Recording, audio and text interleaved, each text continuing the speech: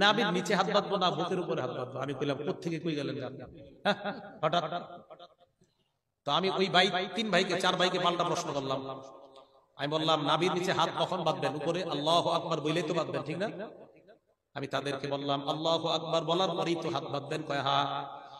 আমি বললাম হাত বাঁধবেন কখন? কয় আল্লাহু আকবার বলার পর। বুঝেন সবাই কখন? আল্লাহ। আজকে যারা এশার নামাজ পড়ছেন বলেন তো আল্লাহু আকবার ইমাম জোরে বলছেন আস্তে বলছে? আপনারা যারা পড়ছেন আপনারা জোরে না আস্তে? আমি তাদেরকে বললাম আজকে এশার নামাজ পড়েছেন কিনা? কয় হ্যাঁ।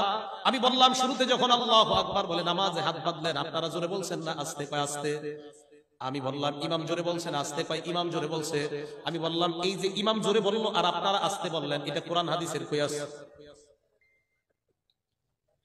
মানি কি? আমি মানি কি? কোরআন আগে এটা ঠিক করি পরে ভিতরে যাই। নামাজের হাত কি নাবির নিচে বাঁধবো না উপরে বাঁধবো এটা পরে, আগে আল্লাহু আকবারটা ঠিক করি। এই যে আপনারা আস্তে বললেন ইমাম জোরে বললো, এটা কোরআন হাদিসের কই আছে? ভাই করে ওনাদের দলিল তো একটা আছে মোবাইল। আমি তো জানি না, বের হবে না। তো আমি বলছি কষ্ট করে লাভ নাই, মোবাইল থেকে বের হবে না। কারে ফোন দিবেন দেন। তো কোনায় কোনায় গিয়ে কারে জানি ফোন দেয়, আমি জানি কারে কারে ফোন দিয়েছে, আমি জায়গা নাম বলবো না। হযরতদেরকে ফোন দেওয়ার পর হযরতরা কয় এইটা আবার এই প্রশ্ন আবার হঠাৎ কোত্থেকে আসে?